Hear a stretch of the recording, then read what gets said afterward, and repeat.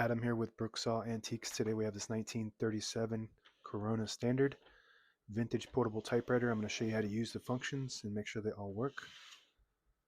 Very beautiful glossy black finish. The margins are located behind the carriage and you can flip this panel to access them from the front. You just want to make sure they're in between the two paper fingers in front there. So we'll set the page and the paper fingers and then test the margins.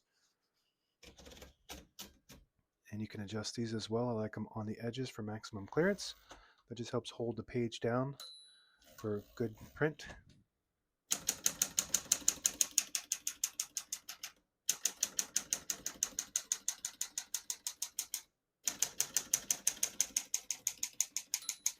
Once you hear the bell, you're at the end of the margin. Hit this line space, get you back to the beginning. It skips 1 or 2 spaces. Right now we have it on double, but if you want single, you just flip the switch back. It skips just 1. For double, you flip it forward. It skips 2. We're going to keep that on single and finish typing. As you can see, all the keys type nice and none of them skip or stick. I'll type a sentence in red on the next line and switch from black to red. There's a switch on the right side here.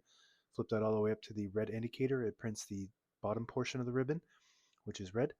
When you have it all the way down, it prints the top portion of the ribbon, which is black. When you have it in the middle, it doesn't print any ink at all. It just leaves a stencil for copying purposes. We're going to move that up for red.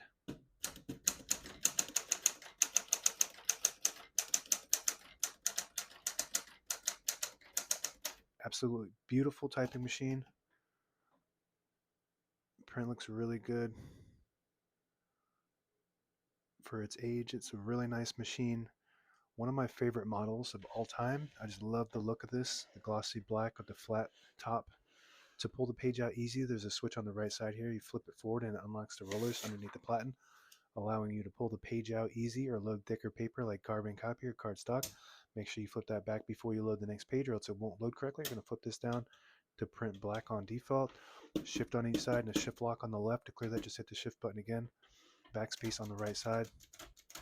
Very good. This has a floating shift.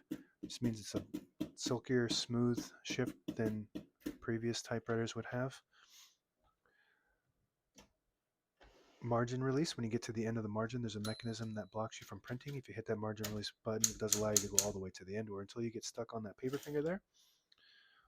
Open the hood. All the brand new ribbon is loaded on the left side, so it's pulling clockwise to the right. If you want to switch that direction, a switch on the left side here, flip that up, it will pull counterclockwise to the left. Flip it down, it pulls clockwise to the right, and that's the direction we want it to go. On the inside left here is the touch control. The farther back you go, the more tension there is when you hit the keys. You do have to hit them harder for them to print, but they respond faster. And it's got a scale on there from 1 to 7, 7 being the highest. On the right side, carriage release here, very smooth. You got one on each side behind each knob, and this is your carriage lock. So you just pull this down with your thumb and it will release the carriage and lock in the middle, so when you have it in the case it doesn't bang around causing damage to your escapement, which is the mechanism that allows the typewriter to move one space at a time. Left carriage release, very good. And if you pull out the knob on the left side, it disables the spacing, so you can get to an exact spot on the page. You push it in, you get the clicks. Each one of those clicks is one space. And that's it. Now available on eBay or Etsy. Search Brooksaw Antiques.